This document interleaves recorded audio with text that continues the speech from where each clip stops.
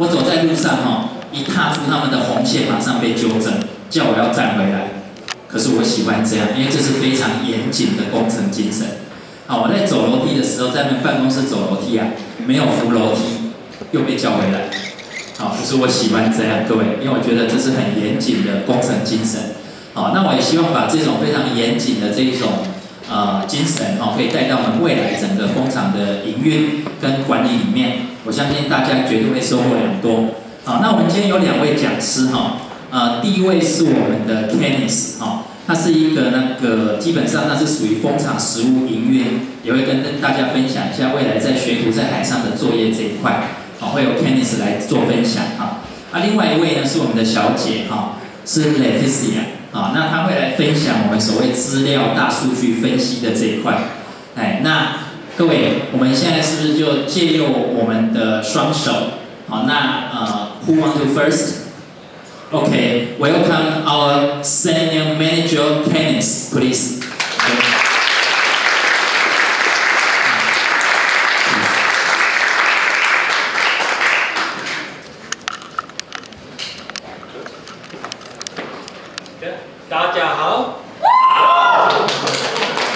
Great, Chinese.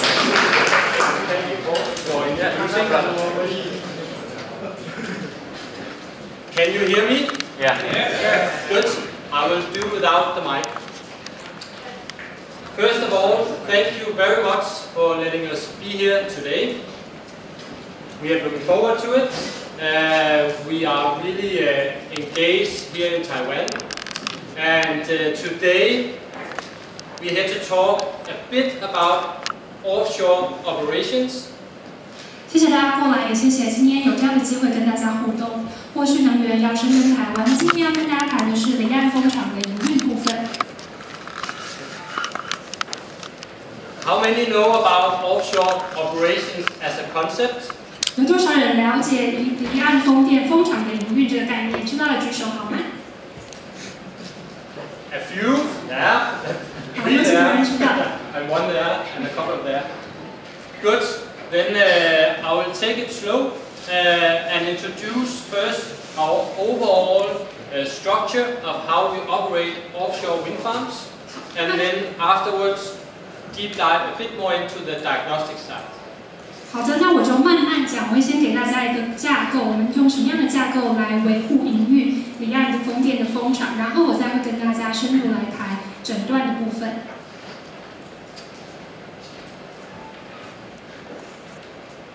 Very short on myself. My name is Kenneth. I've been in Ørsted for 8 years. I have a background within finance strategy, but because I joined Ørsted 8 years ago, I worked on pretty much every thinkable project within offshore operations.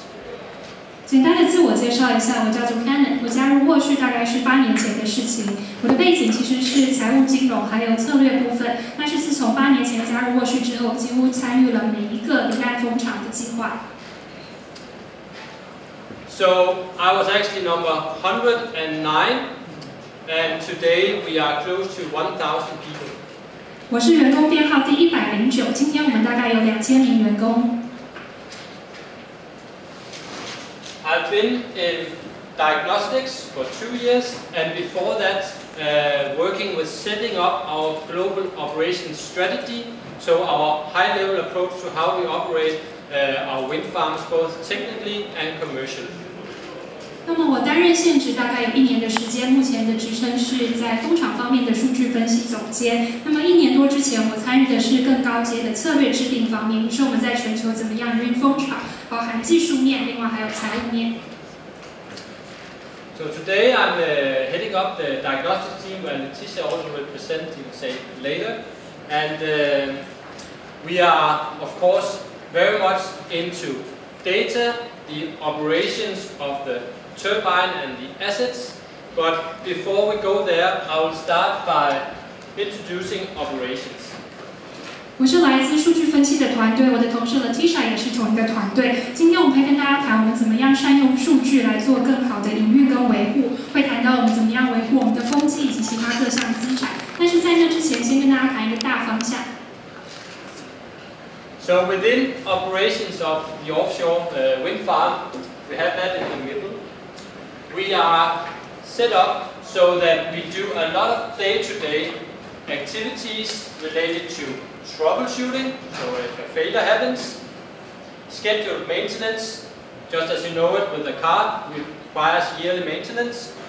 And then we have our surveillance center monitoring that it's healthy, resetting you say, the turbines and complying to the grid regulations, for instance.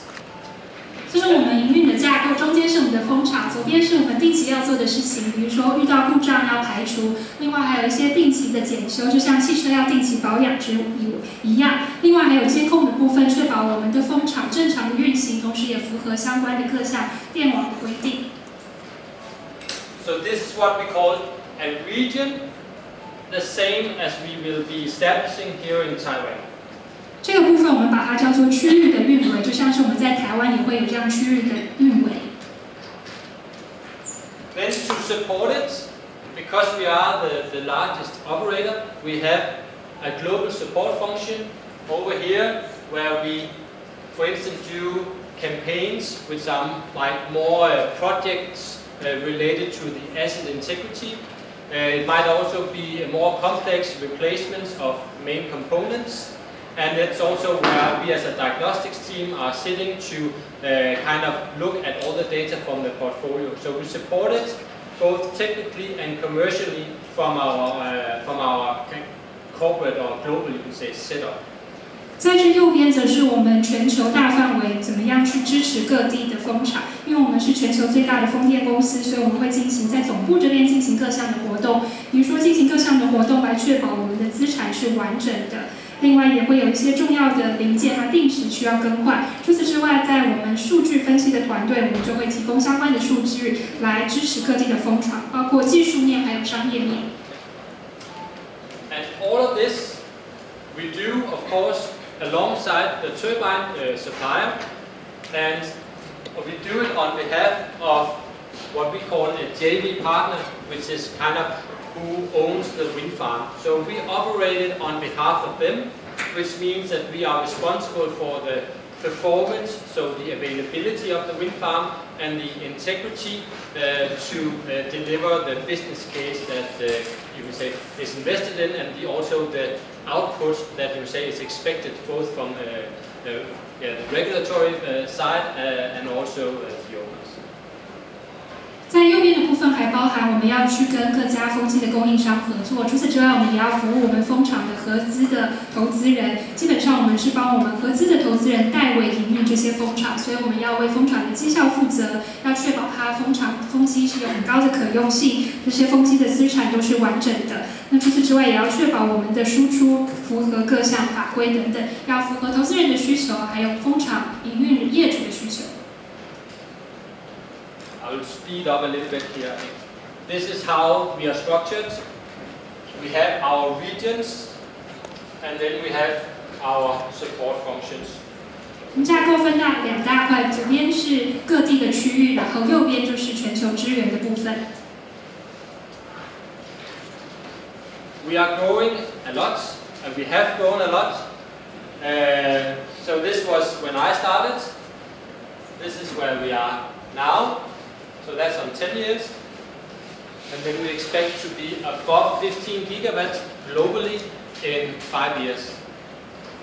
我们成长得非常快，也非常的幅度也非常的大。我刚开始的时候，2010年那个时候的装置容量是这样，现在大概2020左右是这样的装置容量。到接下来呢，在5年之内，我们预计装置容量会超过15 gigawatt。I think this illustrates why O&M is important in our company, in Ørsted.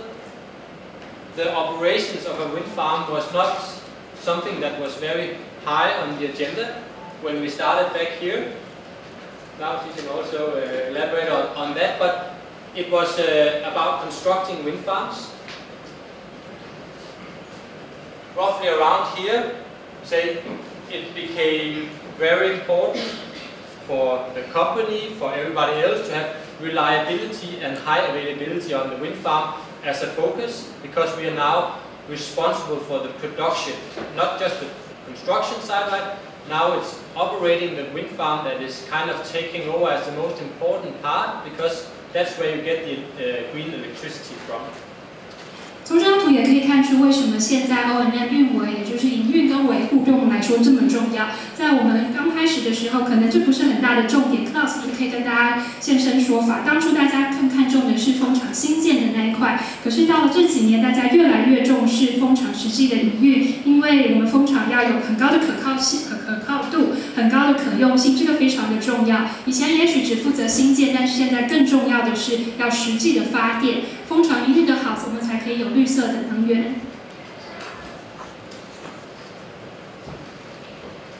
Yes, so we are bigger, but I think one important thing that also happened around here being focused about operational reliability, integrity, and the availability of the wind farms was also where we really started investing in O&M. We were building a little bit up here, and then we have been ramping up very sharp on the competences and the investments required to do this in a prudent and a very high quality way.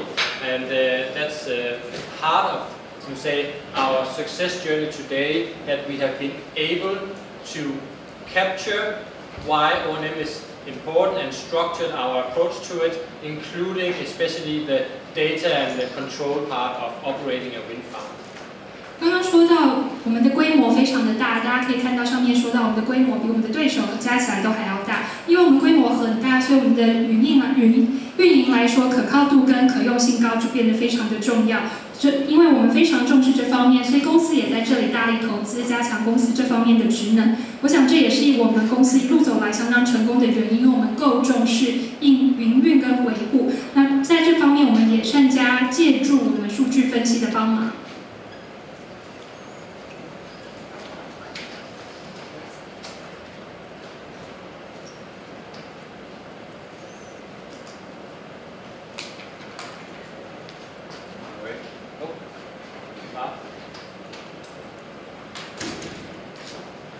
This is the number of sites that we have either constructed or will construct, just showing that we vary from, you could say, assets with 100 turbines, assets with almost 200 turbines, some old turbines from 2003, so we have a great variety, both of small, big wind farms, old technology, a lot of the new technology, because we tend to take on board the latest turbine technology, so that has mainly meaning that we have the biggest turbines available in the market, taking the demo products. That means that we have actually learned the turbine platforms in the same speed sometimes as the manufacturers like Siemens or Embau, because we are kind of starting up at the same page as them, and we are looking into the performance of it from day one. And 这边是我们的风场，大家可以看到，有些是新建当中，有一些是已经在运营当中的。那这边有规模各有不一，有些是小的，有些是大的，有些可能是100只风机，有些可能超过200只风机，有些可能是旧的风机，从2003年开始的，有一些是新的，所以是大大小小、新旧都有。而且我们通常会采用在开发专案的时候，通常会采用最新的风机技术，所以往往是那个年度最大最新的风机。也就是说，我们在平台的新建方面，其实是跟这些风机的厂商携手并进，我们跟他们节奏是一样的。比如说像是西门子等等，我们可以说是同时起步。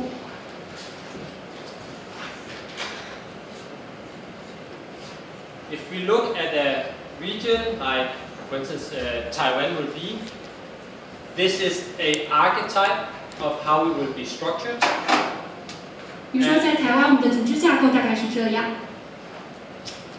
So there's a head of region, we have the site, so Greater Champa, for instance, 1 and 2 will have a site manager, where there will be an operations manager, and we have the you say, service technician or engineers above, and then they are supported also by a regional setup of support people doing projects, planning, more technical, in-depth locally. 我们的架构是在一个区域或是地区，会有最上面的领导人，在左边实际在管风场的人，比如说风场经理，还有他下面的一些副手以及技术人员。同时在右边还有从区域来提供支援的各项技术经理。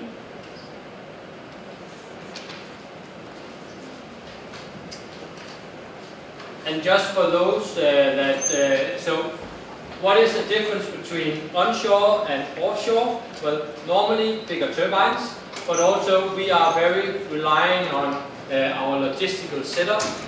So, and it is extremely important. So if you, back in the days, perhaps you would have turbine failing, and then you might be able to need to wait 2 weeks before you can visit the turbine. So over the years we have optimized the choice of logistics. So for instance for Taiwan, with the weather conditions here, we said okay, this probably not possible, so we are going with the SUV both due to distance and weather, because that ensures that we can get onto the turbine and fix it if it's broken. So response time is very important. 来讲一下离岸风电跟陆域风电有什么不一样。首先就是离岸风电的风机往往比较大，再来一个很大的不同就是在物流方面。在从前的时候，离岸风电的一只风机坏了，我们可能要等2周才有办法派船派人到那边去维修。但是这么多年来，我们已经不断的优化物流的选项，所以现在我们可以根据各地的状况，比如说根据台湾的状况、台湾的气候，可能不能够派左边的小型的船，我们要用右边大型的服务作业船去维护故障的风机。And today, 5 years ago, no one was operating this. Today we are operating 4 vessels like this, 3, 4, and it's very comfortable. Big vessel, like a hotel with cabins, TV, etc. So also much nicer being a technician, living there, and then you can say going safely home. Of course, this is also safe, but this is more comfortable. You can say when working these conditions, not so much traveling, because you wake up, you go to the turbine, and then you go home for relaxing and sleeping. 5年前呢，几乎没有哪几家公司在使用右边这种 SOV 大型的服务作业船，但是现在越来越多人使用。我们公司至少就有4艘这样的船。这样子其实大家身为技术维护人员，就生活就会更加的舒适，因为船是大的船，它就像是一个旅馆一样，里面也有大家不同的船舱啊、然后各自的房间，然后有看电视的地方等等。所以这种时候，当技术人员就日子就比以前好过。当然，左右两边小船、大船都是很安全的。但是搭大船的话，大家更加舒适。你可能每天早上起来就不用通行，就可以去维护风机，维护完了就可以直接回到船上。But this is also slow. So if it's on one side of the wind farm, it doesn't just sail to the other end, especially like Guadalajara 1 and 2, because there's a big distance. So we also need this for fast response, perhaps of a troubleshooting crew if the turbines break down in the other end of the park. 不过大船的缺点就是它的速度比较慢，所以当我们的风场面积很广的时候，它不是很快的就可以从风场的这一头开到风场的另外一头，所以我们还是需要左边的小船，比如说在风场某一个地方，它的风机需要紧急维护的时候，就会使用小船。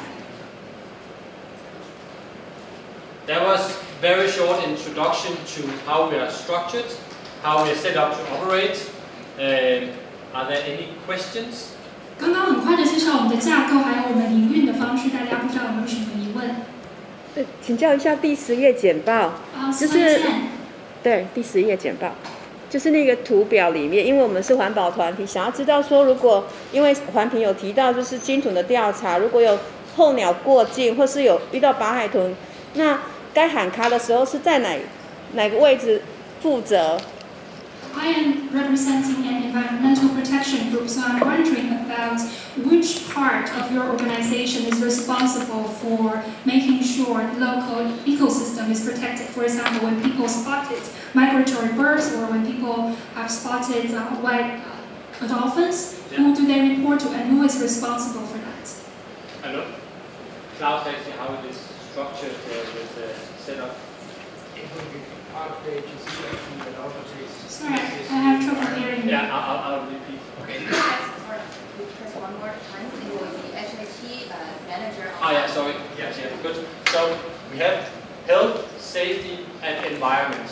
但是这边还有一个环安卫的经理 HSE 就分别代表卫生、安全还有环境。So when it's not only the safety is the most important thing, but you can say the environment the same. So this is structured in a way. So if you are seeing somebody, governing, you say something you need to be aware of. Then, of course, you have your HSE manager responsible of either dealing with if there's a situation or reporting upwards if something unforeseen is happening, but also protecting, of course, and ensure compliance to the things that we promise. 安全非常的重要，当然保护环境也非常的重要，所以我们有这样子的架构。大家如果遇到需要通报的状况，就可以透过环安卫经理来再向上通报。Other questions? 有其他疑问吗 ？Sorry, I forgot to translate your questions. Okay. Now I'll go more into the area we work with on a day-to-day basis, which is asset diagnostics or fleet diagnostics. 接下来跟大家介绍我们的日常作业，也就是数据分析的方面。So our team is part of what we call operations technology. We have the responsibility of monitoring, you could say, our entire portfolio and using that, providing insights into the business from the technical side. 我们的部门叫做运维部门，我们负责收集营运相关的各项数据，同时也把这些数据再回报给让我们公司可以做商业方面的决策，管理我们所有的投资组合。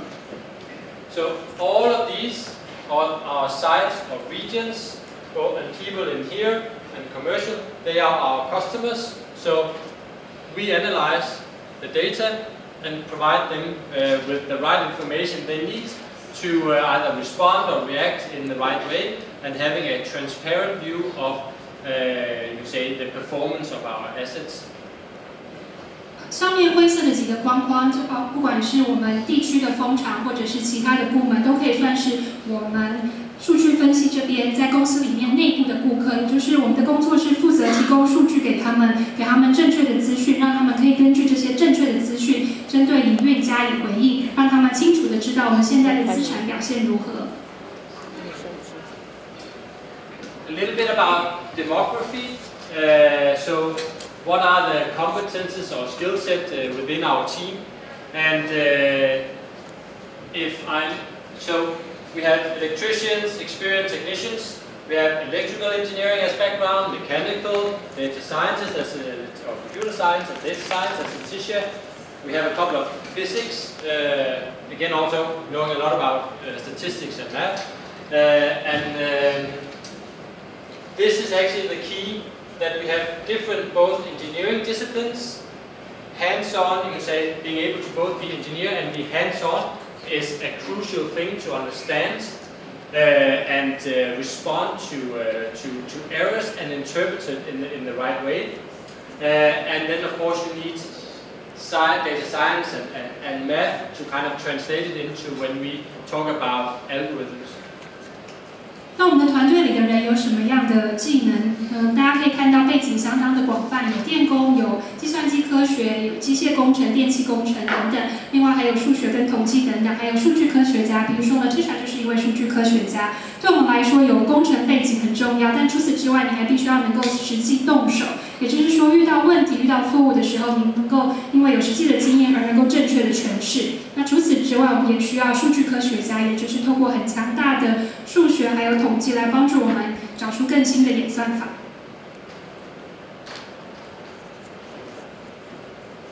Sorry, a little busy.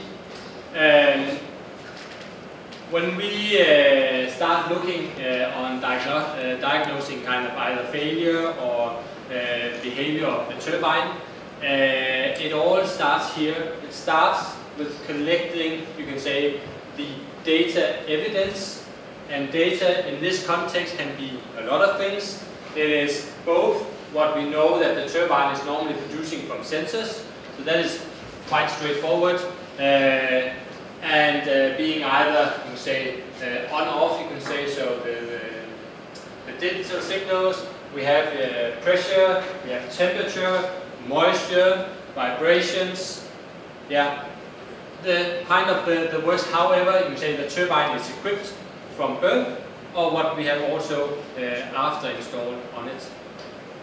那看一下怎么样做诊断的工作。诊断一切要从收集数据开始。我们为了要了解，比如说风机有没有故障，或者是在故障之前风机有什么样的行为，我们就必须要先收集数据。收集数据基本上就是透过各项的感测器来执行。那上面有一些各式各样的资料，比如说现在风机是启动还是非启动的状态，就是数字的资料。除此之外，还有其他的数据，像是压力、目前的温度、湿度等等。这些数据是从风机出厂到它安装之后，我们都有一路的数据。So one thing is what the turbine is, you say, equipped with, because that sends in real time signals home to us. We collect it, store it, group it in the right, you say, setup. But then we also need to calibrate. So data isn't anything, right? If you don't know what's actually how it looks like in the inside. So if we have had issues with a fan, okay, can we actually see the failure? How is it actually looking like inside? And was it the right failure mode if we looked at the data?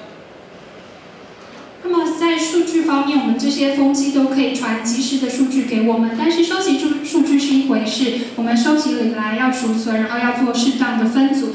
除此之外，还要针对数据加以计算，因为光有数据却不晓得风机里面究竟是什么状况，其实还是没有用的。所以我们比如说，假设现在风扇有了问题，我们要了解它故障的模式是怎么样，里面是什么样的状况，根据数据告诉我们什么。And then we do a lot of physical inspections, so pictures or oil tests or samples. That gives you an additional insight. It gives you calibration. For instance, if you have on the foundations, you need to look at, you can say, how is the integrity from inspections to kind of determine what is actually the plan going forward. Do we see a development or is it just flattening out? If it's flattening out, well then you can apply a different kind of approach to how you inspect it, because then perhaps you don't need to inspect it so much anymore. Then you just do samples, fewer samples of the asset. 除此之外，我们还会有实体的检测，比如说去现场拍照，或者是做采集油的相关的样本，然后来加以校正。比如说现在基座的状况怎么样，基座是否完整，这边是否有没有看到什么样的趋势？这个趋势是逐渐发展当中，还是说这个趋势已经慢慢的曲线变平变缓了，也没有再发展下去？那这两种不同的情况，你需要的处置方式可能是不一样的。假设趋势没有继续发展下去，也许你不需要那么频繁的去实地检测它。And because we have such a large operating portfolio, and we have had a very disciplined approach to how we inspect and how we again store and map and label our data points, we are able to utilize the portfolio size that we have. So we now know, okay, what is the behavior within this area? For instance, it's on the foundation or if it's on the blades. We know how to calibrate, and we utilize our portfolio size. So we don't need to kind of inspect 100% on one side. We can then spread it out, because then we get a better sample size, or a better, more, say, right sample of our portfolio. 再来，在营运方面，我们其实做这些数据侦测器的安装以及收集数据，都是很有纪律、很有系统的做，所以我们可以善用我们在各地的这些风机还有风场的资料，我们可以从这么多的风机当中整理出它们的行为是什么。比如说，在这个区域的风机，它的基座该有什么样的表现，它的叶片该有什么样的表现，这样子我们就不见得需要100%每个风机都去实地的检测，我们可以计算出正确的样本大小。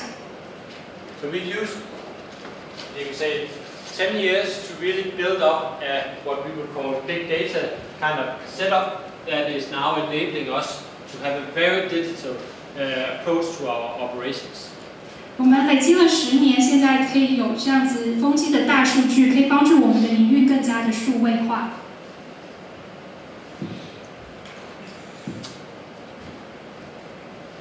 So today we have the 1400 turbines with the various signals.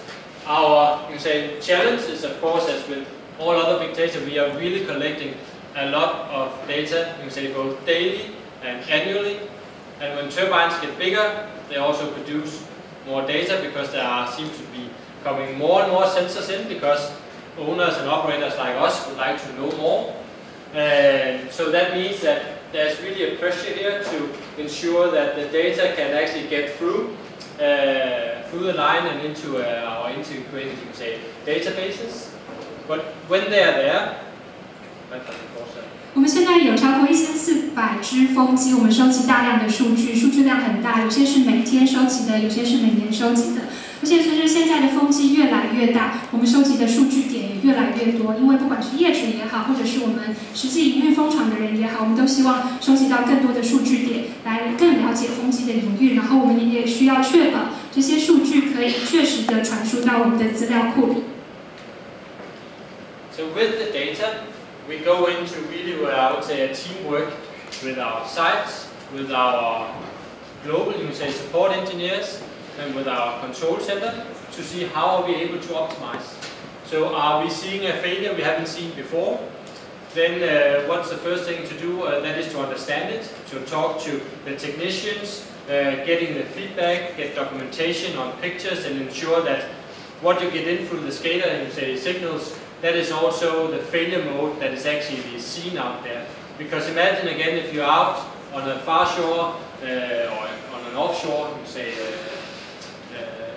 site like in Shanghai, and you are in the turbine, and then what you're in there to do, that is actually not what you see when you get there, because we did not send it out the right advice in terms of what is actually wrong. 那收集到数据之后，接下来就是团队作业，基本上有3块，一个是风场的营运团队，再来是我们全球支援的团队，除此之外还有控制中心。我们要一起来了解数据，了解现在这是一个新型我们没有见过的故障模式吗？另外，我们也需要技术人员实际提供一些，比如说照片啊，然后讯号等等，确保我们对于这个故障的了解是正确的。因为不然的话，大家想想看，假设我们现在是彰化1号或2号风场，一个比较远的风机，然后你是技术人员被派过去那边，本来要解决一个问题，结果到了现场发现实际的问题跟我们想的不一样，那这样子当然是造成很大的困扰。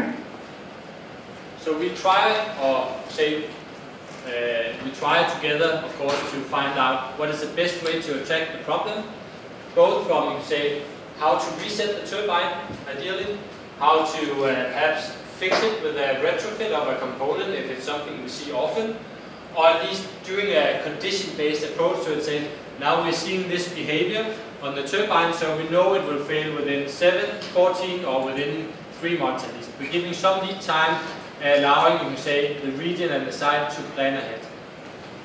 我们必须要了解最佳的解决方案是什么。我们可能需要去查，也许这个风机可以重启，可以重启的话，当然是最好的方法。再来，有一些零件也许可以更换零件就解决问题。再来，我们也可以根据风机的状况做一些调整，可能就知道这个风机也许还可以再运转7天、14天，或是接下来3个月要换。有这样的资讯，风场营运人员就可以做更好的规划。And this is important. Again, we are in this owning and operating wind farms for the long run. So if it's 25 or 30 years, but at least for the lifetime of the wind farm.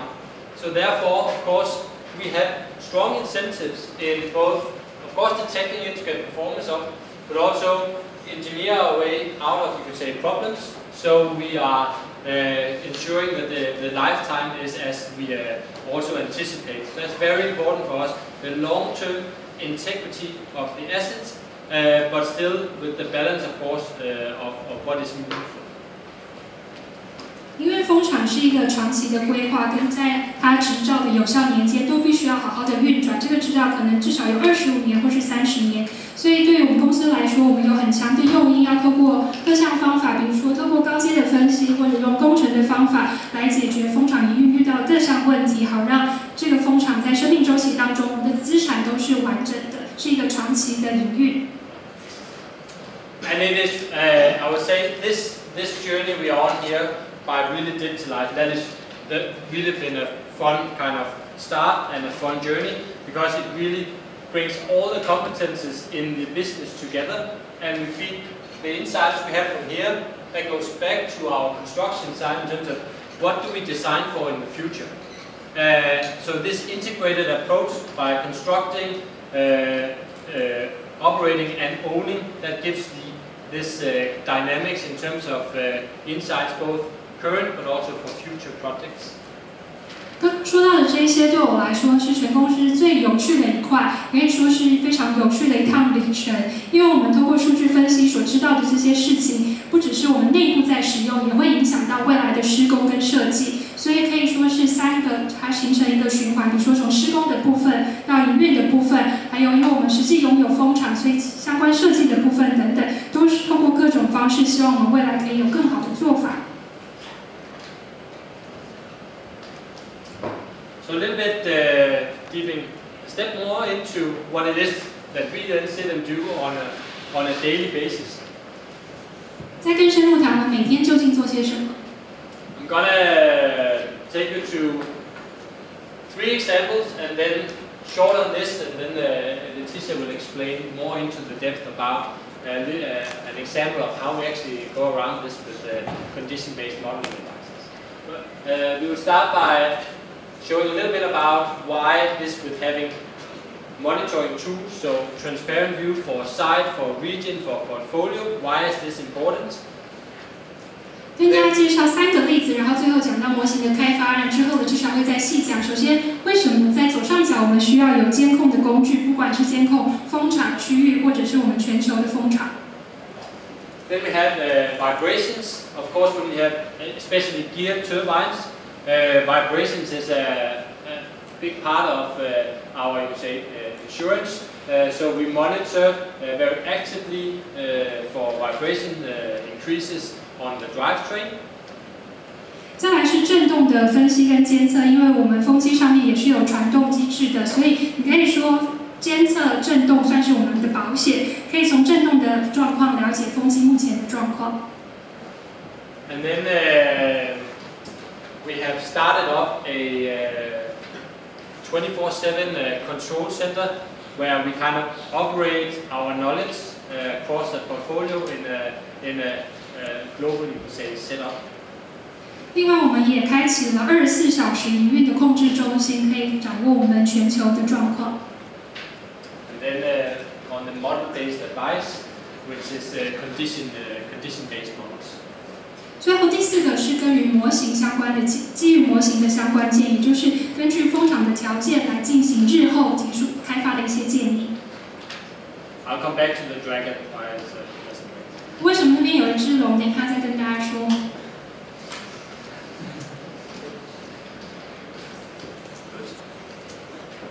So when you are a site, being either a site manager or a technician or whoever supporting you, say on the site base, you need to have your daily insights. So how is my asset actually performing?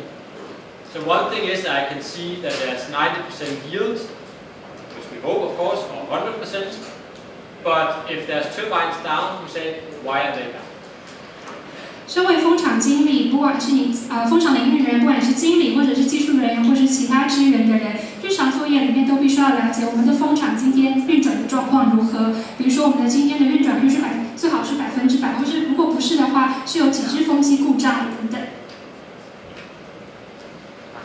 We start a little bit over here in what we say why diagnostics. Well, diagnostics also using the data output in terms of when did you visit the turbine, how long were you in it, so taking those readings out of how we operate the turbine and applying it into various, you say, KPIs in terms of how is your turbine fix rate, so were you good at fixing the turbine when you're out there, or did the failure come back like the day after, because then you didn't do a high quality job. So that is kind of an example of what we track, so that the site manager and the operations manager can have a dialogue with the technicians if we have the right repair method or the right spares or tools, etc. in fixing the problems. 首先在谈诊断的时候，我们也会收集各项数据，比如说针对一个技术人员、维修人员，你是什么时候去到风机那边进行维修？你在风机那边待了多久等等。然后把这些各项数据转换成 KPI 关键绩效指标，比如说针对这一位技术人员，你的完修率是多少？还是说你修完隔天风机又同样故障等等，这些都是风场的经理还有营运的经理需要了解的，好让我们确保我们风场营运，我们在维修方面有正确的方法、正确的工具、正确的零件。So very important to stress, this is to facilitate the dialogue about how to make the future better.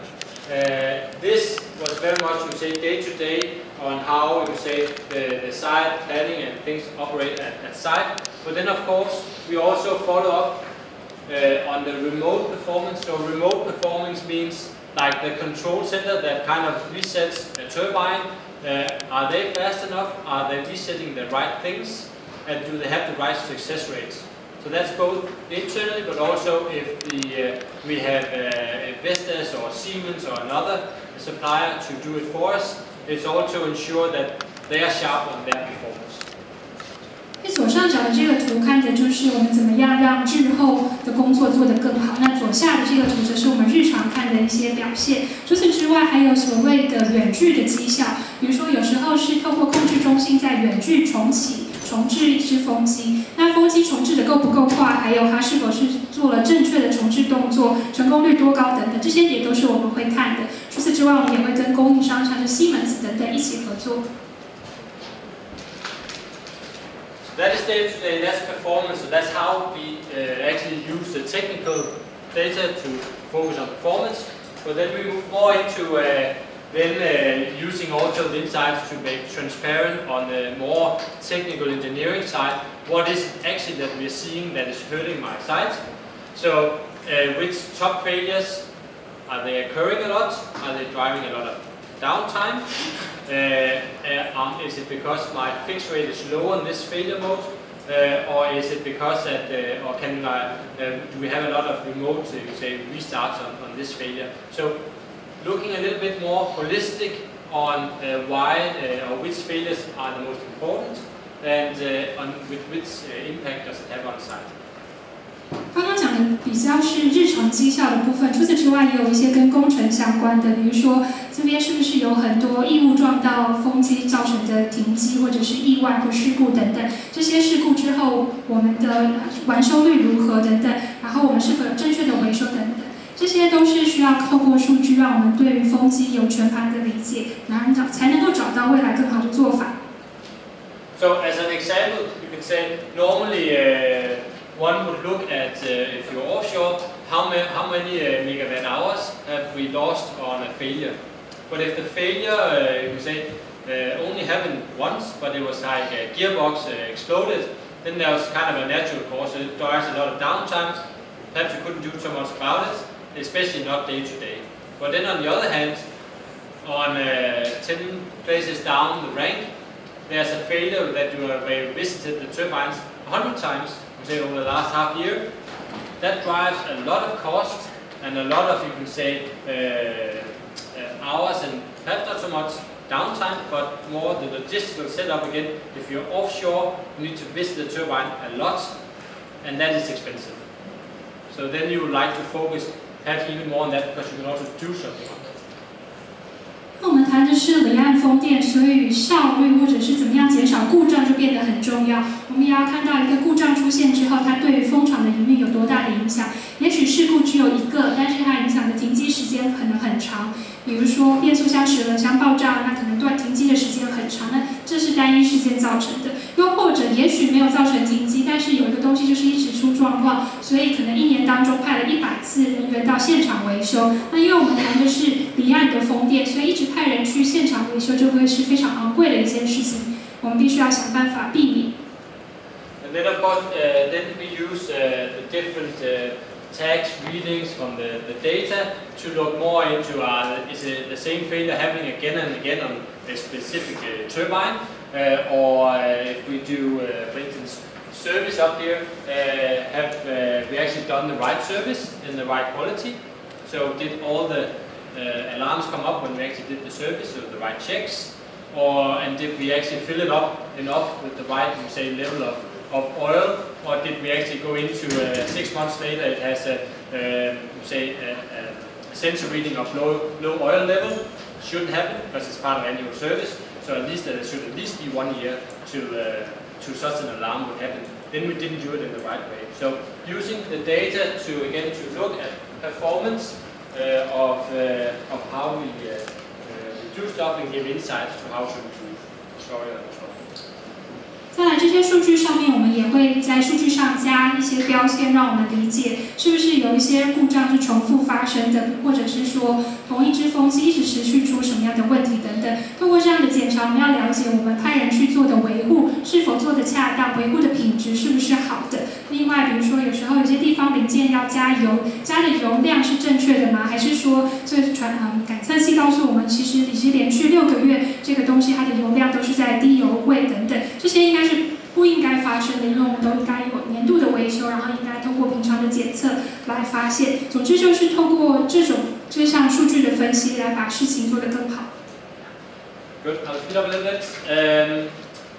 Vibrations on our drivetrain is a good indicator of how healthy it is. Here I have an example. So we are monitoring it 24/7. We have algorithms running for vibration detection and for the different failure modes.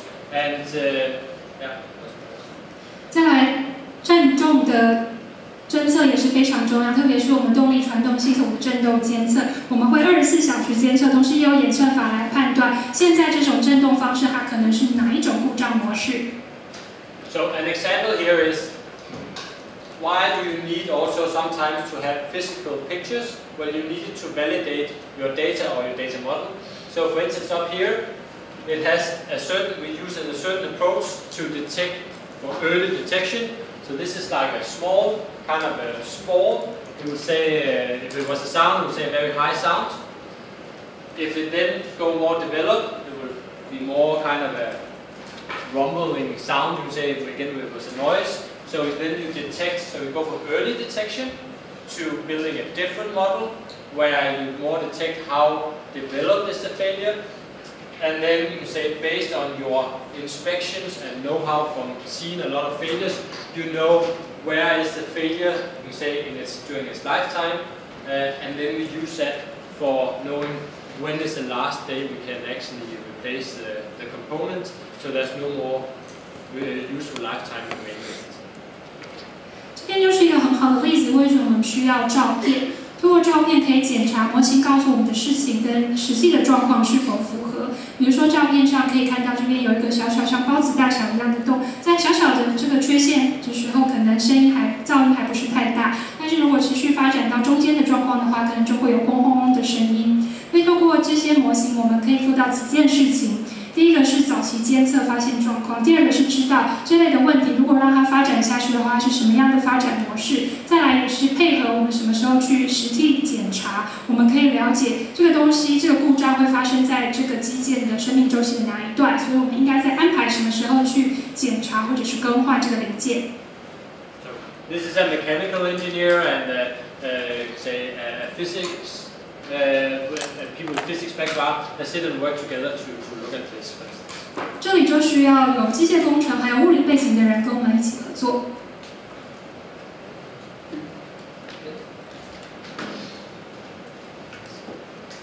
To make it all, say we don't operate from 8 to 4 each day. We operate 24/7, and therefore we have our say turbine competence center around our control center, which kind of overlooks and the alarms are coming from the turbines, and we're starting say resetting them and also be a first level response to our sites. So we just created this. 我们并不是早上8点下班，早上8点上班，下午4点下班，我们是全天24小时都要看着我们的风场，所以我们的控制中心就是全天24小时运作，它会看到不同的风机、风场有没有什么警讯出来，然后必须第一时间告知风场加以因应。And then a little bit warming up to Letitia and how we actually work. we try to be a little bit different in Ørsted. We are say big within operations, and we've tried to utilize that by setting up what we call a high-speed delivery train for integrating what we know within the technical side with the IT part, so doing advanced analytics and do the right tools for technicians on site to plan and execute in the most effective way. So we are set up in something called SAFE, which is a way of working, with different tracks, and then we bring people together and do quite cool things for either applications or models, etc. I have one more, right, and then it's you. 这一张可以帮接下半场的简报铺路。这边是我们在沃旭能源所做的一件特殊的事情，也就是在运维部门里面，我们数据分析的团队其实扮演很重要的角色。那我们也把自己视为一个高速列车，我们必须要加速把我们的服务可以传递给公司里的其他部门，包括在技术方面还有 IT 方面，比如说透过先进的分析方式，能够帮助实际要做维护的工作人员，他们是不是手上有对的方法、对的工具、对的技术等等。然后可以看到这个图上显示我们是多轨齐下的，同时我们的团队里面也做一些很酷的事情、很酷的开发。So I will finalize my part of the presentation. That was more the generic part of why we do diagnostics, what is our approach. But before handing over to Letitia, I'll just show a video that gives a little bit of insight to how we work with advanced analytics. 所以刚刚就是大方向介绍一下我们怎么样做数据诊断，然后我们怎么样实际的作业。接下来播一段影片给大家，然后是下半场的简报。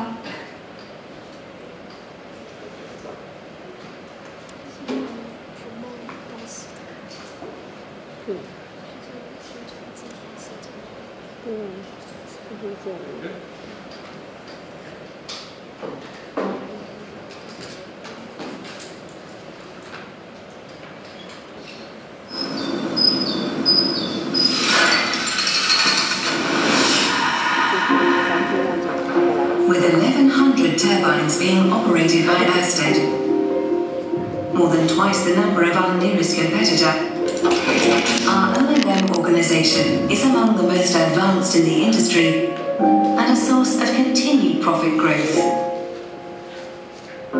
In 2016, Ørsted Lab was formed with the aim of using advanced analytical models and agile work streams to predict and prevent inefficiencies and breakdowns in our wind farms. After only 4 weeks in operation, the first models were released with significant financial impact. 2 years in, Ørsted Lab is now a fully self-funded department and is delivering tangible O&M cost reductions and production uplift to our portfolio. Every day, the Ørsted Lab monitors vast volumes of data coming from the 1,100 turbines being operated. Each turbine has over 100 sensors measuring, among other functions, wind speed and direction, temperature and electrical performance in several time intervals. Data scientists working in agile teams analyze billions of data points, continuously refining priorities to optimize availability and asset integrity.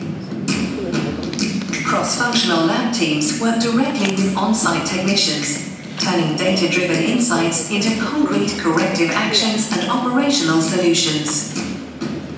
On-site analysis from technicians is fed back into the models. Combined with historical data, it is used to optimize turbines and add valuable insights to our market development and EPC departments. As we continue to mitigate the risk of wind farm operation and increase profits, we prove that our integrated, data-driven O&M organisation gives us a key competitive advantage. Good. So that was short on the video, and I think a very good introduction to what is Letitia's normal workday. So thank you for listening to me. We can take also questions at the end, but then I would like to hand over to Letitia. 谢谢大家。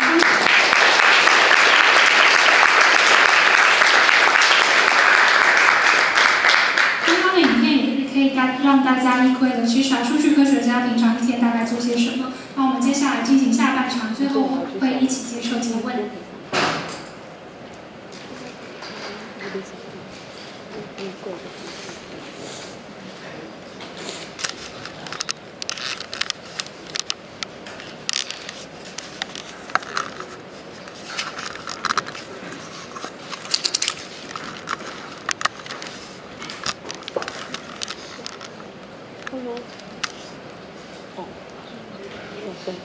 Hello everyone, thanks again for having us here today. 注意，好，谢谢大家。我们还有另外一支麦克风，对吗 ？Can we have another microphone？ 谢谢大家过来。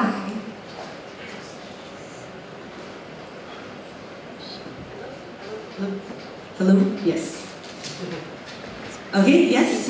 My name is Leticia Torres, and I am a data scientist in the diagnostics department that Kenneth just introduced. 大家好，我是 Leticia Torres， 我是一位数据科学家，我跟 Kenneth 在同一个部门工作，进行数据分析。So I have a background in mathematics and computer science. I studied my bachelor's degree in San Francisco in the United States, and later did my master's degree in Imperial College London in applied mathematics.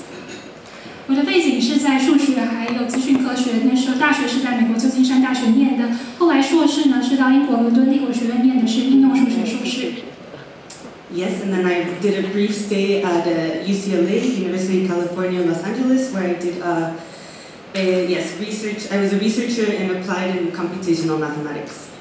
另外，我也曾经在美国 UCLA 加州大学的洛杉矶分校担任过研究员，进行的是应用数学相关的研究。Yes, and now I have been in this department for almost 2 years working in Denmark. 我现在这个部门大概任职了2年，是在丹麦工作。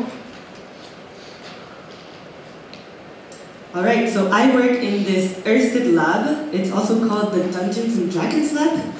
我在沃旭能源这个实验室工作，我们的实验室呢又叫做龙与地下城的实验室。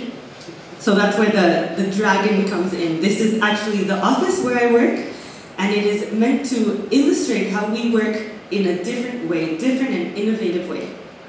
这个就是我们办公室所在，这就是为什么前面有一只龙。这个是要让大家了解我们工作的方式不一样，非常的创新。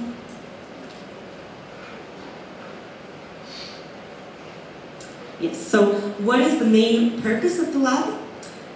The purpose of the lab, is to optimize our wind turbines by predicting and correcting failures and using all the data that we have in the best way to optimize our assets. 我们的实验室宗旨是什么呢？就是要优化风场的营运。我们的方法就是善用我们收集到的各项数据，透过预测、透过计算来协助风场。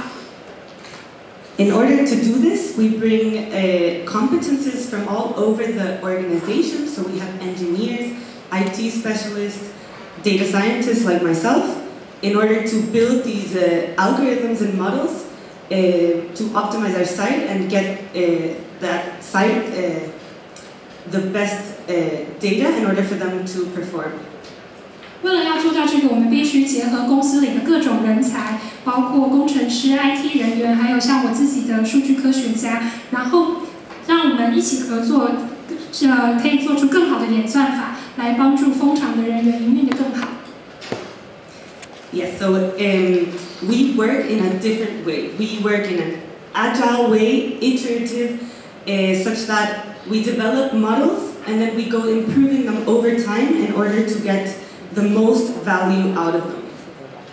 我们工作的方式是敏捷开发，我们会不断的迭代，然后尽快的开发出一个模型。这个模型会随着时间过去越来越精进，让我们可以从中获得最大的价值。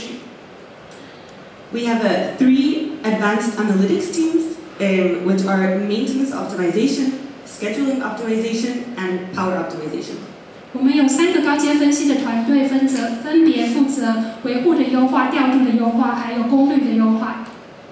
I work in maintenance optimization, where we try to do condition-based models in order to prevent the turbines from breaking down. 我自己是在维护优化这个团队工作，我们负责的事情就是来了解风机风场的状况，避免风机故障。The scheduling optimization team is in charge of making sure that we schedule all the work on site in the most optimized way. 调度优化团队负责的事情就是我们做各项工作的排程，要用最优化的方式来进行。And finally, the power optimization, that team works on when the turbine is up and running, how do we optimize it? So making sure it is aligned with the wind, for example. 至于功率优化的团队，就是确保当风机实际在运转的时候，我们怎么样让它发挥最大的功能。比如说，风机它的风向是要怎么样跟风向符合。Yeah, and a little bit about the lab diversity down in the lower corner. It is a very diverse place. So we have representatives from 22 different countries. And we are spread across 5 different locations, so we do have some people working out of Kuala Lumpur, Holland, and Denmark. 右下角谈的是我们实验室的多样性，可以看到我们的成员来自22个国家，同时分布在世界5个地方。我们的据点包括在吉隆坡、在波兰，另外还有在丹麦。A little bit about the team structure and how we work. So on the left is the structure of my team. 看一下团队的结构，左边是我团队的架构。So we have a product owner that is in charge of prioritizing what models and algorithms we're going to work on. 首先，我们有产品的负责人，由他来制定我们产品模型开发的优先顺序。And then we have the team that consists of data scientists, analytics, engineers, and IT development, where we all work together in order to develop the models and send them out to site. 我们的成员有负责分析的，也就是数据科学家，另外有工程人员以及 IT 资讯部门。我们会一起合作，开发出模型，把模型交付给风场。So here, our interaction with site is very important. We send our models and advice out to site, and then they give us the feedback necessary in order to iterate on the model and make it better. 我们跟风场的互动非常的重要，我们会把我们的模型还有建议交给风场，风场使用了之后也会把他们的反馈再给我们，然后我们根据他们的反馈加以迭代，让模型更好。This is crucial in order to develop models using machine learning and artificial intelligence, where we need this feedback in order to label our data accordingly. 在做机器学习还有 AI 相关的开发的时候，这个反馈非常的重要，我们才能够针对这些资料提供他们正确的标签。Alright, so now I'm going to deep dive into one of the specific models that we've developed and is already in production and helping our sites perform better. 接下来就举一个实例，这个是我们实际开发出来的模型，而且目前已经在使用中，可以协助风场做更好的营运。Alright, so what is the problem? Currently we have coolers in the turbine that help lower the temperatures, so help the ventilation in the turbine when things get hot. 我们要解决的问题是什么呢？目前风机里面是有冷却器来协助风机降温，那还有更好的通风。So these coolers can get clogged due to pollution, insects, etc. Therefore, the cooling efficiency of the turbine is reduced. 但是这些冷却器可能会因为污染或者是昆虫的关系被卡住，这样风机的冷却效率就会变差。So here's an example of what a cooler looks like. And on the left, you can see that it is very clogged. And on the right, you can see that they have cleaned half of it already. So this is the problem we're trying to address. 两边照片啊，左边的这张可以看到冷却器塞得很严重，然后右边你可以看到他们清了一半，这个就是我们要解决的问题。Alright, so how can we tell this is clogged by looking at data? Well, we can use temperature sensors in the turbine to see when these are elevated, and then there's also some fans in the turbine that if these are used in their high frequency, we can also tell that there is a problem. 那我们怎么样光看数据就知道这个冷却器塞住了呢？首先，我们可以看风机里面的一些感测器，当感测器的温度升高的时候，可能就有问题。再来是风机有它相关里面的冷却扇，当冷却扇以高频运转的时候，也可能出现了问题。Alright, so this is actually what the algorithm does and the steps that we do in order to address the issue. 那我们就用演算法的方式，还有我们透过什么样的步骤，上面列出来就是我们透过什么样的步骤来解决这个问题。Alright, so the first step is to collect the relevant data. This includes the temperature sensors I was mentioning, but also the fan activation levels. 那么这边首先第一步要收集相关的数据，包括我前面说到的温度的数据，另外还有冷却扇的运转频率。Then from all the data that we have, not all of it is relevant. The relevant bits are when the turbine is spinning and is at full power. So then we need the power data in order to filter on this. 然后数据收集出来之后还要加以过滤，因为不是所有的数据点对我们来说都是有用的。我们要看的是在风机全速运转的时候，在全功率的时候它的状况，所以我们就以功率来作为一个筛选。The next step then is, after we have collected all this data, for each turbine we have thousands of data points. So we want to reduce these thousands of data points into one point that is indicative of the state of that turbine. 再来就是有这些数据之后，可能一只风机我们一开始有上千个数据点，我们必须要把上千个数据点浓缩到一个数据点，而这个数据点能够代表风机的状况。Then we perform what is called the principal component analysis. So right now we have 10 different dimensions, if you want, of our data. So in order to plot it on a x, y axis, we need to use a dimensional reduction algorithm. And here we use a principal component analysis, or PCA. 接下来我们会进行主成分分析的方式来减少它的维度。比如说现在的数据到了这个程度，也许它的维度是10个，可是你没有办法把它画在 XY 轴的图上，所以我们就必须要用 PCA， 也就是主成分分析的方式来帮它降维。And then finally we apply a k-means algorithm, which is a clustering algorithm, to point out which are the turbines that are presenting this failure. 接下来使用的是一种 k-means，K 平均值的一种集群，又叫做群集的方法。I will go into these in depth, so it will make more sense. 等一下再细讲，大家可能听得比较懂。Alright, so the first two steps is collecting the data and filtering on active power. 所以前面两步就是收集数据，然后用有效功率来做一个筛选。So this is what data from a turbine looks like. In the top two, they're temperature sensors.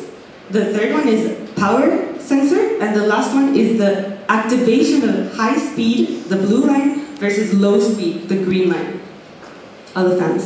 这个就是风机的状况，上面两条是温度相关的数据，中间是风机的功率，然后最后一个则是冷却扇它是否有高频运转。So once we have collected the relevant data, the next step was to filter on active power. So as you recall, this one is the power, and when it is at high power up here, this is the bits of data that are relevant to us for the algorithm. 下一步就是要用有效功率来筛选。大家记得第三条是功率的曲线，所以当功率是高的时候，那段的数据才是我们要的，用这个来筛选。So the next step is to reduce this data for each turbine to be represented by a single data point. 下一步是要把数据浓缩到一只风机，只要用一个数据点就可以代表。So what does that look like? Here we have an example of data for a certain turbine. This is all one turbine and a snippet of it, right? Because we have thousands of data points for it. 怎么做呢？比如说看到上面这些所有的数据点都是同一只风机它数据点的一部分而已。针对一只没有电针对一只，但是我没有办法撑下去。针对一只风机，我们有上千个数据点，我们要把它做一个调整。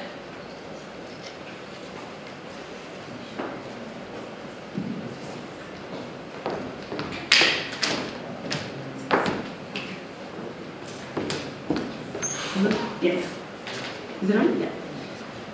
All right, so as you can see, each column represents a different sensor. So we have temperature sensors, we have fan activation sensors, and we have a power, right?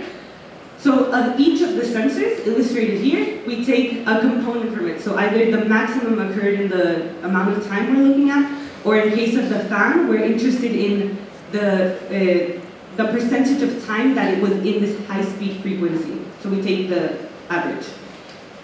这边每一个栏位都代表不同的感测器传出来的资料，比如说有的栏位是温度的资料，有的栏位是冷却扇有没有启动，有的栏位是功率的资料。所以针对每一个感测器的资料，我们取当中重要的成分，比如说也许是取那段区间的最大值，又或者像是针对冷却扇的话，我们就看它有多少比例的时间是在高速运转的状态。And finally, that gives us for each one of these rows now represents one turbine each. 那现在整理之后，就变成每一列代表一只风机。All right, so the next steps now are the machine learning part of it, where we use PCA and K-means. 那接下来就是机器学习的部分，我们用的方法是 PCA 主成分分析，另外还有 K-means 的方法。So, as you could see before, we had 10 different dimensions with all the different tags. And when we use PCA, we reduce it to 2 dimensions so we can plot the turbines on a 2-dimensional space. 大家可以看到，原来的数据是有10个维度的，但是用过 PCA 分析之后，就可以把它降到2个维度，我们就可以把所有风机的资料优化在一个2维的图上。So each one of these points here represents one turbine. 这上面每一个点代表一只风机。And just to illustrate a bit more the PCA, if you were to map all the different dimensions that we had before, you can map them onto this 1-dimensional space. So each one of these lines represents the different columns we had before in the data frame. 这边再进一步的说明一下，如果 PCA 是降维，如果你想要看到原来的维度的话，就等于是像上面的图，你可以画到另外一个维上面，所以上面的每一条红线就代表刚刚某一张图里面的一些不同栏位。Alright, so the last step of the algorithm is performing a K-means algorithm, which is a clustering algorithm, where we want to group together the clogged turbines, the ones that have a failure, versus the ones that are normal. 下一步呢是使用 K-means 的方法来做一个集群，也就是说，我们要把冷却器阻塞的风机放在一群，然后没有阻塞的放在一群。We use a semi-supervised approach, which means that we tell the algorithm what we expect a bad turbine to look like, and that is done by initiating this centroid here, which is just a point that we make up to say this is what a bad turbine looks like, and then a separate one that indicates what a normal turbine looks like. 我们使用的是半监督的机器学习方式，也就是说，告诉演算法事先告诉他说一只故障的风机长什么样子。那怎么做呢？就是先标一个集群的群星一样，比如说这边标出来故障的风机长这个样子，然后另外一边再标出来好的风机长这个样子。And once we have done this, the K-means algorithm groups the purple and the yellow into the 2 groups of healthy and not healthy turbines. 做了这个之后，接下来 K-means 跑完就可以帮我们把风机分2群，黄色跟紫色，分别代表有故障还有没有故障的风机。So these turbines here are the ones that we would then send to site and tell them, you should take a look at these turbines. They have clogged coolers, and you have to clean them. And in this case, we can actually tell them you have 3 to 4 months to clean them before it becomes a problem on the turbine. 那这样子找出这些冷却器塞住的风机之后，我们就可以把这个资料交给风场的人，请他们去清理。而且我们还可以进一步跟他们说，其实你这个风机大概还可以运转3、4个月之后才会故障。In the future, we hope to get feedback from site telling us, for example, how dirty the coolers were, and that way we will be able to give them more accurate descriptions and advice of what they should do. So, for example, here maybe then we can rank on how dirty the cooler actually is. 我们会需要风场给我们什么样的建议呢？比如说，我们会希望风场告诉我们，实际看到之后，这支风机的冷却器究竟有多脏。那之后，我们就可以给他们更正确的资讯，然后给他们更好的建议。比如说，可能可以帮他排序，说这些风机的冷却器目前肮脏的程度是这样，从最脏到最不脏。Yeah, so every time that we work on a problem in the lab, each problem is very different, and each one requires the collaborative work of the engineers, the technicians on site, and us in order to develop the best model for that problem. 我们在实验室里面解决各式各样的问题，而每一个问题都不一样。但是有相同的一点，就是要解决问题都需要大家通力合作，包括工程师，包括现场的技术人员，还有数据科学家要一起合作。And as I mentioned previously, this interaction that we have with site is crucial for the development of our algorithms and to make them the best possible that we can. 前面也说到，我们跟现场风场的互动非常的重要。透过这样子的互动，我们才能够确保我们的演算法是最好的，能够把演算法设计到最好。Yeah, and here I try to illustrate a bit the tools that we use when we develop the models. So I heard that some of you maybe are learning how to code in Python. We use Python actually for all our models and algorithms. 上面列出来的是我们主要的开发工具。我听说在做学校里面也有一些同学是使用 Python 写程式。那其实我们所有的模型还有演算法都是用 Python 写的。We also are starting to store our data on cloud services, so also we need those tools to interact with the cloud and all our data sources. 我们现在也开始把数据储存在云上，所以我们的工具也必须要跟云端的数据互动。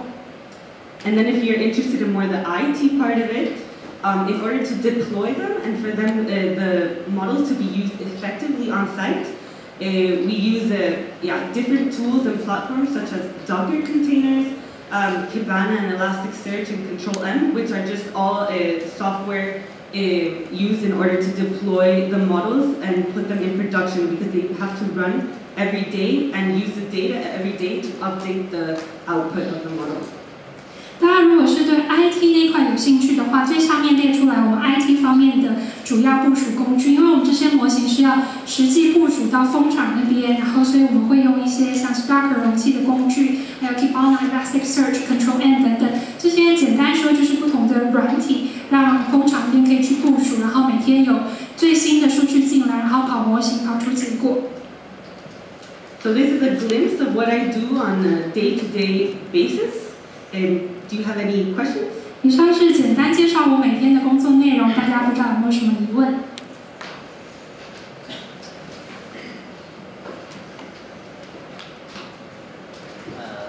各位，我想简单补充一下，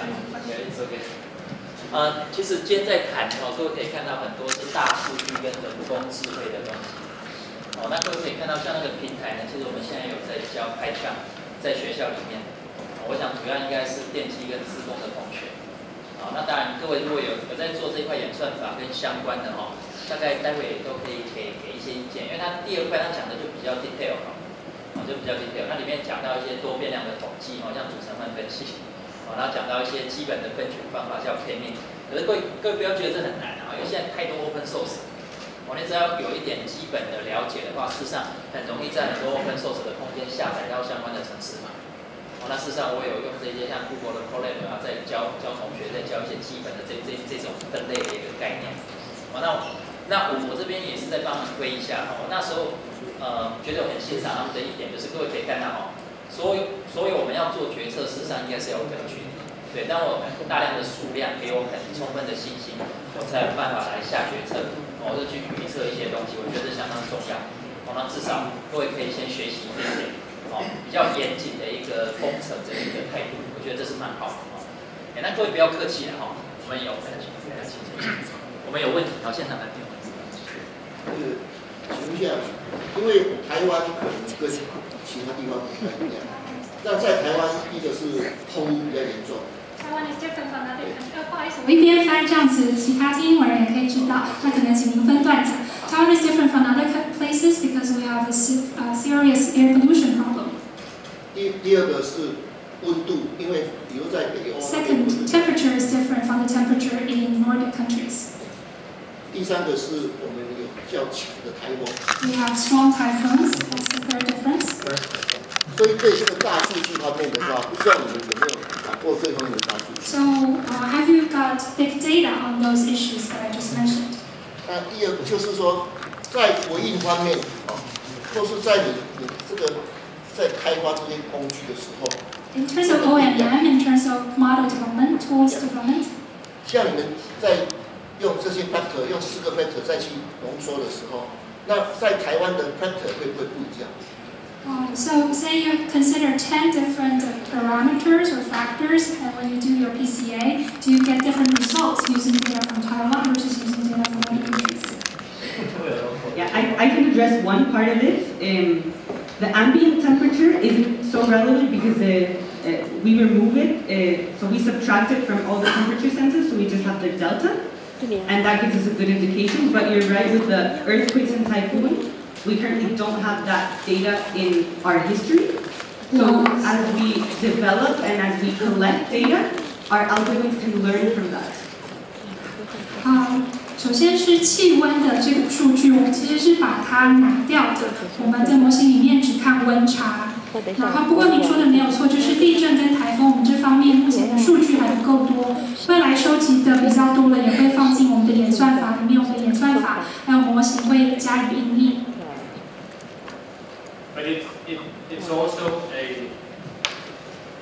a common, you can say, it's an industry common, you can say, problem that we will learn from together with the other operators in this environment.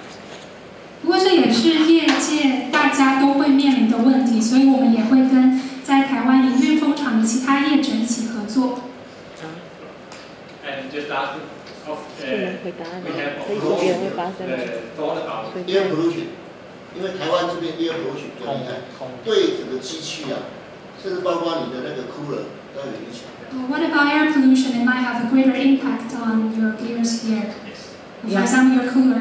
And actually, that's one of the reasons why this model would be even more relevant in Taiwan than it is in Europe. Because in Europe, it is only relevant in, or more relevant in sites where it's closer to a big city like London, for example. So this would actually help the sites plan ahead in actually more than what it is currently helping in Europe. 所以我刚刚介绍的这个冷却器堵住的这个模型，其实对台湾是更加受用的，因为在欧洲国家，这个模型可能发挥的功效没有那么大，只有在一些风场靠近大城市，比如说靠近伦敦的这个模型可以发挥更大的效果。但是也许到了台湾，它也可以发挥很好的效果，帮助风场做早期的规划。太严重了，切入边缘。On the previous question, I have a similar question. So from your experience, how much time do you need to collect data for new wind site, wind farm site before you can have understanding it and you have confidence on the smooth operation for the new site? 就是说这个because of our environmental situation and conditions are quite different. 就是说，大家那个每个地方的这个环境的因素不一样哦。那个对于一个新的这个工厂的话，大概他们公司大概要花多少时间才能够对这个工厂有所熟悉，才能够那个有把握做这个正确的决策、平稳的这个运转。In terms of collecting data, we actually, as soon as the turbines are installed, we can get that data back to our servers on the cloud and access it directly, so that we will have instantaneously. 在收集数据的部分，其实风机一安装下去，我们就可以开始收集数据，数据会直接传到云，也就是我们的伺服器这边，所以是马上开始收集。And in terms of how we can learn from it, I think we can use the data that we have to a certain extent, But then from here going forward, once we start having the data, then we can apply the learnings and maybe make specific models tailored for turbines in this region with these special conditions. 那至于接下来的学习，比如说新的资料之后，其实从一开始我们可以某种程度运用我们现有的数据，可是当新的风机安装下去，在新的区域开始运转之后，我们就可以从这当中学习，然后可能也可以针对特定的区域开发这个特定需要的模型。我相信啊，这个我会补充说明一下。我相信台湾的气象跟地理条件非常特别。像我们欧洲碰到的是酷海，刚才已经有学者提到，可是，在台湾碰到的是酷热、炎热。我相信对风机都会有不同的影响。就是因为这样，所以这边会有很多的研究议题，也欢迎各位先进大家共同研究、共同交流。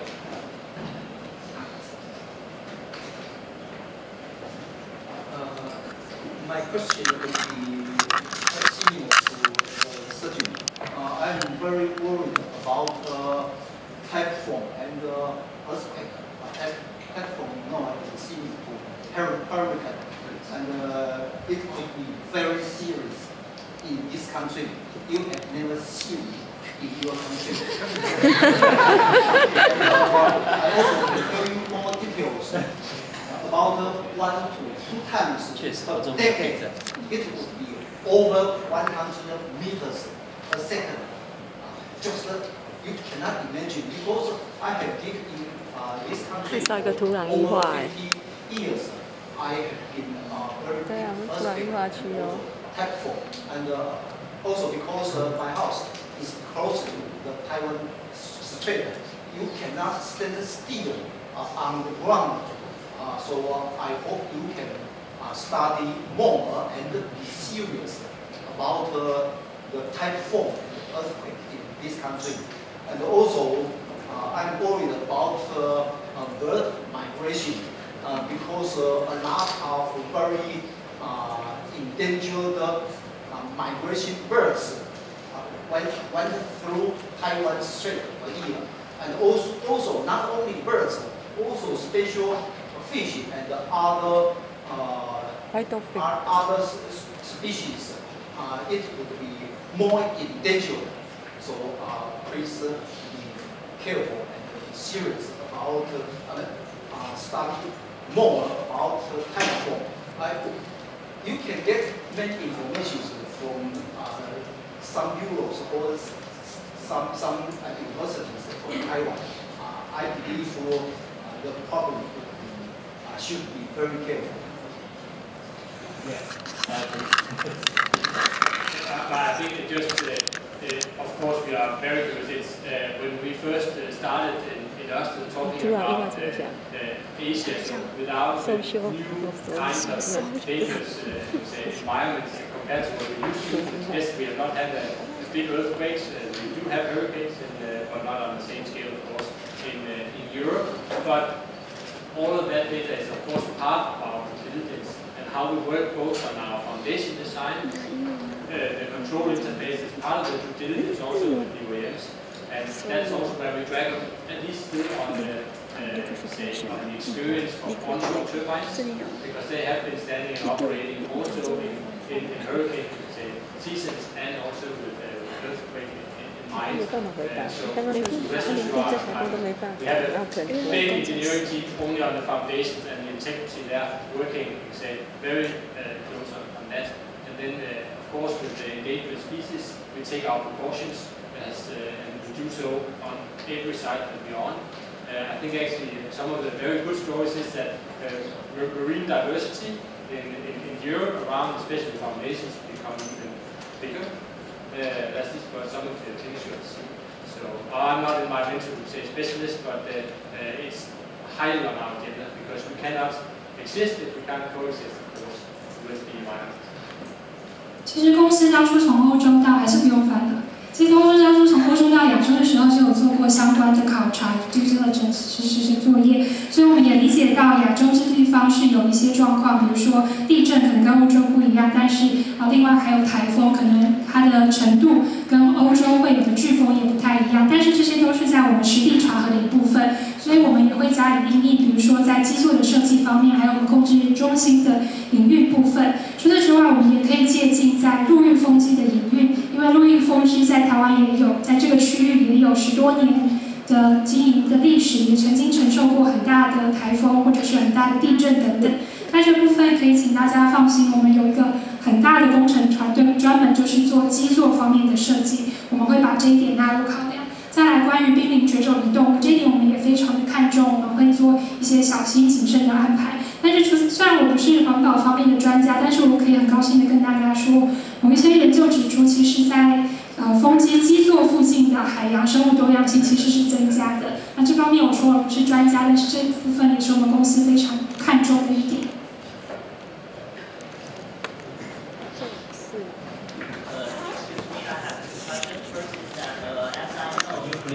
Louder. As I know, Ørsted is the shareholder of the Formosa 1 project.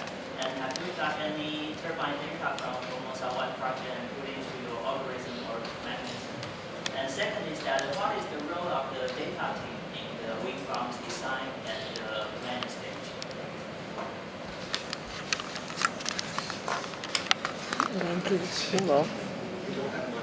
No, that is we don't have a budget. Yes, we are full.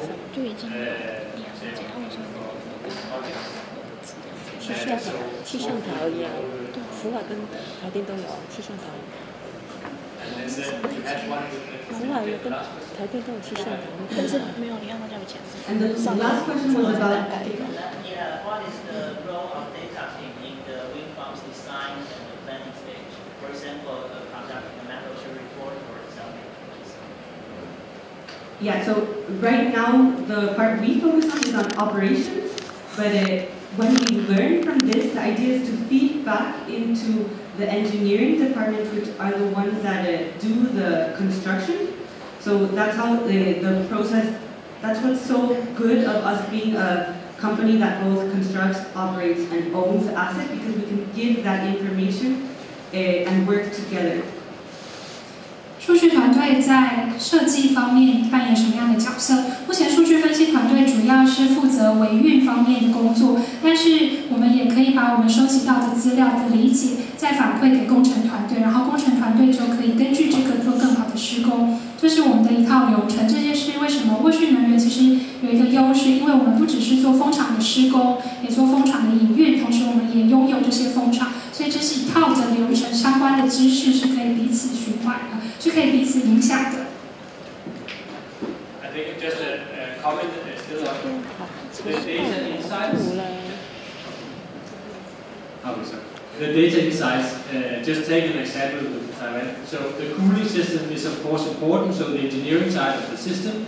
So if we learn something, because we're already looking at it, of course, is it dimensioned right for this environment? That is one thing to bring back and say, what then for the next wind farm here? How does the cooling system need to be optimized? So that is one way of looking at that problem. Yeah, I forgot the last one. 好，先前的问题，那当然我们会看我们的数据是什么。比如说，也许在台湾或是这个区域的风机，它的冷却系统要有不同的设计。比如说，我们会看目前设计它的尺寸是否正确等等，然后相关的资讯可以再反馈给设计的团队。不好意思，前面的问题我已经忘记了。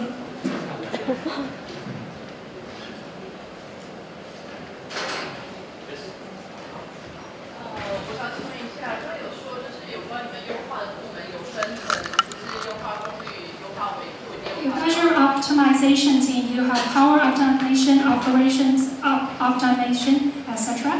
那依据你们过往的经验，这3个部门哪一个对于整体工厂就是最后发挥出来的效率是最有关键性的作用的 ？Based on your experience, which of the 3 teams play the most crucial role in ensuring that your wind farm has the highest power or highest production?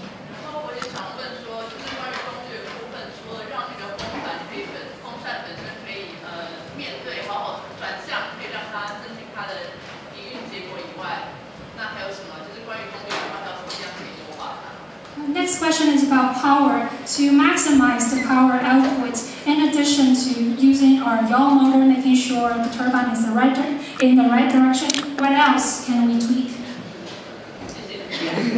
Okay, so from the 3 teams that we have, they all, give value in different ways. So the power optimization team, I think, is probably the one that gives the most value because we can optimize the turbines while they're running. 我们3个团队呢，都以不同的方式提供发挥价值。那就您的问题，我觉得可能功率优化的团队价值是最高的，因为他们实际处理的是正在运转中的风机。But the other 2 tracks, one, we lower the amount of downtime of the turbine, so the amount of time the turbine is stopped, that's also very important. 但其他的团队也很重要，因为我们可以减少风机停机的时间。And the last one is just saving time. If we optimize the way we do our jobs, then that is better for the site as a whole and for the technicians doing the jobs as well. 再来排程优化也很重要，因为排程排得好，就可以节省时间，这对于风场的管理，还有实际在风场工作的人来说都很重要。And in terms of other ways we can optimize the power from the turbines is, for example, the pitch of the blades. So the blades can pitch from to and from the wind. And we can also optimize the pitch angle in order to produce the most power. 功率优化的部分，除了风向之外，我们也可以转叶片的倾向，可以是对着迎着风向，或者是稍微往另外一边倒，这是另外一个影响的因素。It is also necessary sometimes to make the turbine produce less. So sometimes you want to pitch out of the wind if it's going to hurt the turbine if it's spinning too fast. 而且有时候其实我们是要降低功率的，因为有时候可能风速过强的时候，我们反而要把叶片转的稍微吹到风，不然的话也会伤害，风速太强也可能伤害到风机。Okay, so now we have actually one last part of the presentation. So I'm going to invite my colleague Alfonso up here to give this last 不好意思，presentation. 我们这个待会私底下还是可以继续交流哈。我们最后有2页这个视图字的部分，可能请阿方索先生帮我们说明一下。好，那另外阿方索先生说明完之后呢，我们这边有准备一些礼物会给今天的讲员各位如果愿意再留下来我们现场其实有那个 VR 的体验。就是说，让你实际上没坐过船、没上过真正的风机，希望各位没有惧高症你可以进到那个头盔体验一下，它是包围式的它不是只有前面，你会感受到真正那一种情境Hello everyone. I will just take a couple of minutes to share some words with you. 大家好，花2分钟时间跟大家介绍一下。I am not a data scientist like my colleagues here. I instead work with strategy and business development in the operations team as well. 我并不是数据科学家，跟我同事不一样。那我是在我们的策略在英文部门下面的做策略以及业务开发部分。And I would actually like to start with a question. How many of you have heard about the Ørsted and Daje apprenticeship program? 好，首先问大家问题：有多少人听过我们大业大学工学院跟沃旭能源一起开的风电学程？听过的可以举手吗？ Very nice. Good to see. I'm happy. 很高兴这么多人知道。Okay, well, Ørsted and Daje joined forces back in 2002, and the purpose of our collaboration is to create the next generation of talents that will join the offshore wind industry in Taiwan. 沃旭能源跟大业在2018年的时候开始携手合作，我们要为台湾的风电产业培养新一代的人才。Ørsted is committed to developing the workforce and the talent in Taiwan, and in particular in the Changhua County. 我们致力要在这里培养台湾在地的人才，而且特别是在彰化地区。And over the past months, we've worked very closely with people like Dean Chen and some of the other professors here in the room. 过去几个月，我们也跟在座的几位重要人士，比如说院长密切的合作。The apprenticeship program is, you can say, a little bit similar to a standard bachelor degree that you have at Daje University, just arranged slightly different. 这是一个学徒制，它某方面来说就跟一般的大学课程学程是一样的，但是也有一些小小的差异。The 4 years are arranged in such a way that you do 3 years of classroom training, followed by 1 year working at Ørsted. 这4年的安排是3年在学校教室上课，然后1年在沃旭能源工作。In the first 3 years, you basically start in one of the standard bachelor engineering programs that you have at Daya University. 前面的3年呢，一般就是进行一般的工学院的相关的课程，就是在跟其他大业大学的课程是一样的。And in your 3rd year of education, your junior year, in addition to your normal classes, you will also learn about wind power. 那么到了第3年的时候，除了一般的课程之外，也会开始上风电的课程。You will learn about the fundamentals of electricity, mechanics, hydraulics. 会学到电机、机械跟液压相关的基础。You will be trained in English. 有英文的训练。And you will also get other wind power specific knowledge. 也会学到风电相关的专业知识。Before entering year 3, we will make a selection because out of those people studying the program, Arsenal will sponsor some of them. 大家要进到第3年的时候，我们会有一个挑选的过程，就是进到学程的人可能很多，但是在这些参加学程的同学里面，或许会挑选一些人提供赞助或者说奖学金。If you are one of the selected candidates, then Arsenal will give you a tuition fee for your university, laptop, and study material. 如果大家获选的话呢，沃旭能源就会提供帮大家付学费，提供大家笔记型电脑等等。In addition, we will also give you living expenses that will allow you to pay for your accommodation, your food, and other transportation expenses. 除此之外，还会给大家生活费的零用金，让大家可以付生活日常，比如说交通的费用啊、住宿的费用、吃饭的费用等等。In the 4th year, you will actually join Arsenal, and you will join people like Klaus and the site team. 到了第4年，大家就会加入沃旭能源，会加入比如说 Klaus 的团队，成为我们风场编制的一部分。So you will actually be joining the team out there in the field, so working with some of the best technicians in the world. 大家会实际加入风场的营运团队，大家可以跟世界上最好的一些技术人员一起工作。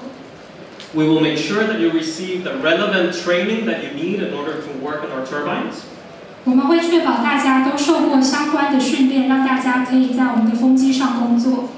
And this will include, among some other things, the GWO training, which stands for Global Wind Organization, and other relevant health and safety and environment training. 这些训练呢，包括 GWO， 也就是国际全球风能组织的相关的训练，另外还有黄安会的相关训练。While you work with Arsenal, you will be entitled to a fixed salary, laptop, an iPhone, and most importantly, personalized mentoring throughout that year. 大家在跟沃旭工作的期间，大家会有固定的薪资，会有电脑，会有 iPhone， 然后最重要的就是有一位导师为您因材施教。If you successfully complete this, then you are guaranteed a job offer as a wind technician at Arsenal. 大家如果成功完成这个学程的话，就保证可以在沃旭能源工作，可以成为沃旭能源在风电的技术人员。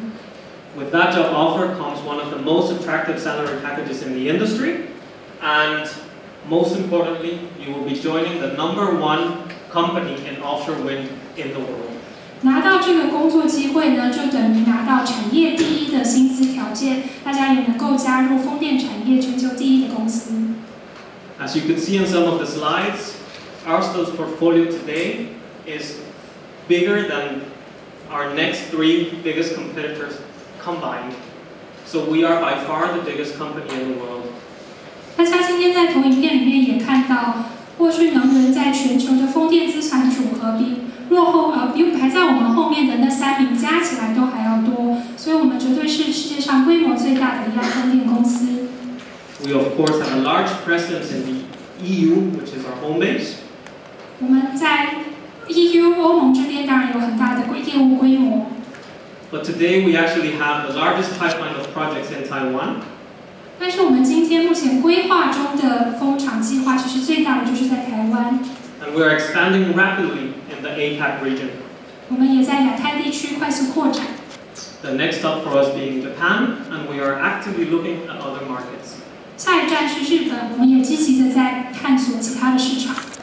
We are also present in the United States, 我们也去了美国， where we also hold the largest portfolio and pipeline of projects in offshore wind.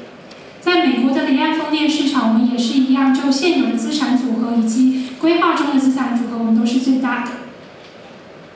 So if this is something for you, and this catches your interest, then this is what you can do. 如果大家对于刚刚说的有兴趣的话，接下来就是大家可以做的事。You need to be enrolled at one of the engineering programs in Daya University.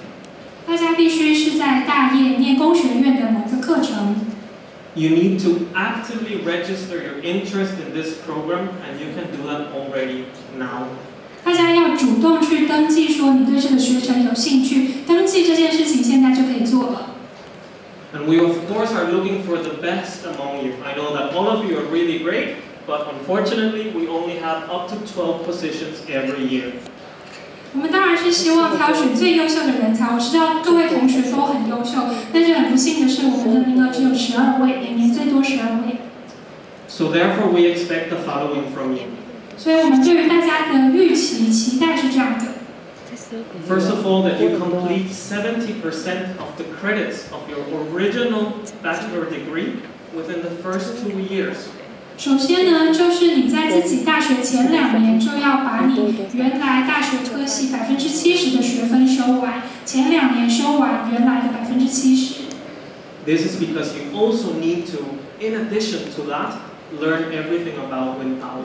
这是因为大家除了原来的科系的东西要念之外，你也必须要有非常丰富的风电知识。We also expect you to be of academic excellence, so we expect a GPA of 70% or above. 那我们也希望大家是优秀的学生，所以你的 GPA 应该是70%以上，平均成绩70%以上。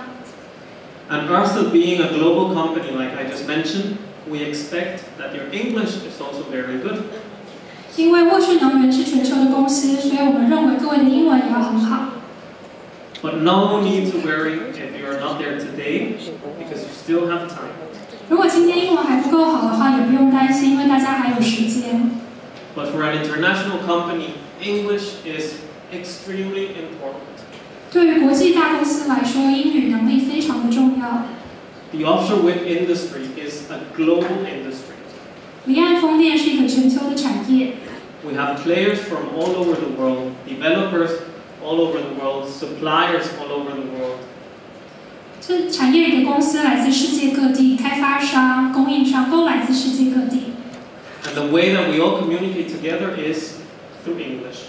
大家都是透过英语来沟通。So whether you want to work with Ørsted or set up your own company one day to deliver to the wind power industry, 所以不管大家是要来沃旭能源工作，还是之后有一天要开自己的公司，如果你想要进离岸风电产业的话， then English will be an important tool for you. 英语对大家来说就是重要的工具。Today, actually, the three of us come from 3 different nationalities. I come from Honduras, he comes from Denmark, and she comes from Chile, and we all speak English. 你说今天现场3位同事，我们都来自3个不同的地方。我来自洪都拉斯，他来自丹麦，另外一位则是来自智利。So I really encourage you to start putting some effort in learning English. There will be no translation and no interpreters out there in the field. 所以我鼓励大家赶快开始加强英语，因为到了现场工作就不会有口译人员了。And lastly, I think a very important thing for us is not only that we're good at the studies, we also expect that you will have a very hands-on approach, that you are a problem solver, that you have a positive attitude, and that you are a good team player. 再来，对我们来说同样很重要的是，我们认为各位同学不止书要念得好，我们也希望大家是能够实作的人，大家要能够解决问题，有正面积极的态度，能够团队作业。So if you're interested, please go ahead and register your interest already now. The first selection will be in spring 2021. But if you have to achieve all those criteria, you need to start working hard today. So if you're interested, please reach the contact below. 大家今天就可以登记，你对这个学程有兴趣。当然，我们第一轮遴选是在2021年的春天。可是为了要满足我刚刚说的各项条件，大家从今天就要开始努力。那如果需要更多的资讯的话，可以去跟上面的李小姐联络。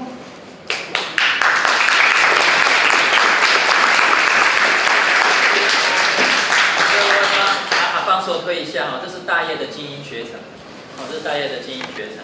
那欢迎就是所有进到大业工学院的，甚至其他学院的同学有兴趣，就按照阿方所先生刚刚讲的那我们就可以这样来进行。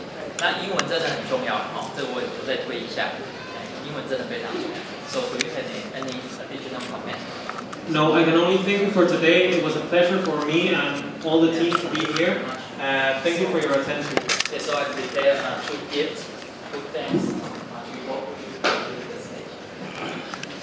来，各位再帮我们照个相